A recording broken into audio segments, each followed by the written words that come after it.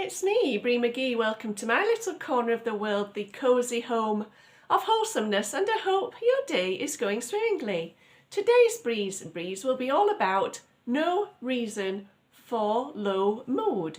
So let's get started. If we are feeling low in mood, sometimes there's a reason for it. It can be a whole host of different things. It can be relationship problems, financial problems. It can be anything. If something's coming up that we're nervous about, or if we need something we can't afford, whatever it is, sometimes low mood can be attributed to a thing or a situation. But what if everything seems okay? What if life feels like it's in a good spot and you don't feel as though you feel financially okay, you've got all of your appointments out of the way, and I don't know, that you've got some days coming up with nice things to do in them, but still your mood is low. I think that's the most difficult thing to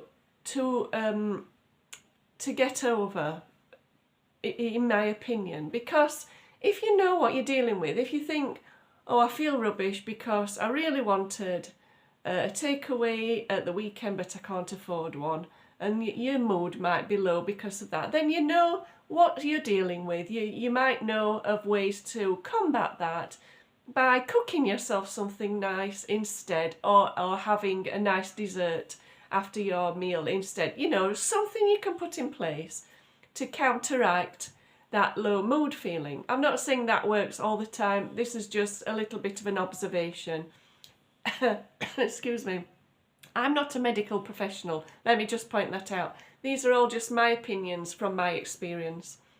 And so often I've found that, you know, I've got home from somewhere, I feel good, I've felt all right, I've got a nice meal to have, I've got a film to watch, but suddenly my mood starts to decrease, and it starts to go a little bit haywire, and I start to feel a bit rubbish, and I cannot pinpoint at times why that is.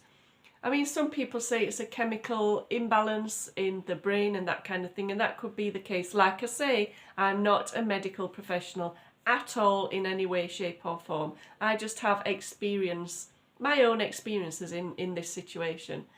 And so what can we do when there's no apparent reason for our low mood? I mean, that's going to be different for all people. What works for me might not work for you, and what works for someone else might not work for this person over here. Who knows? But for me, I have to distract my mind in some way or another.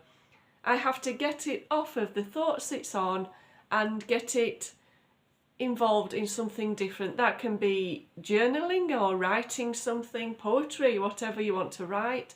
It can be getting lost in a good book, watching a film.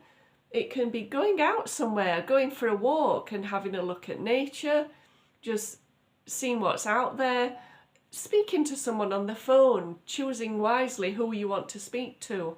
It can be phoning somewhere like the Samaritans, just someone to talk to. And there's no shame in that. I've phoned the Samaritans before myself, and it's nice just to talk to someone who you don't know about your situation.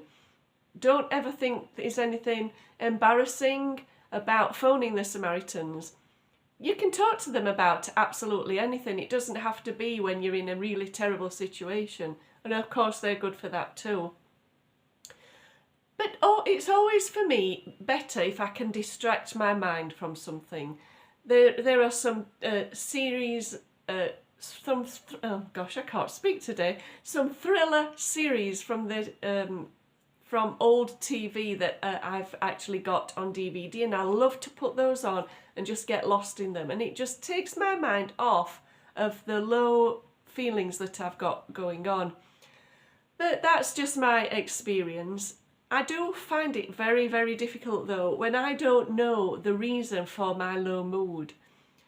Like I say, if you know what's causing it, you can do something to counteract it. But if you don't know what's causing it, that to me is a different ballpark. It's a different situation, and one that I think people can get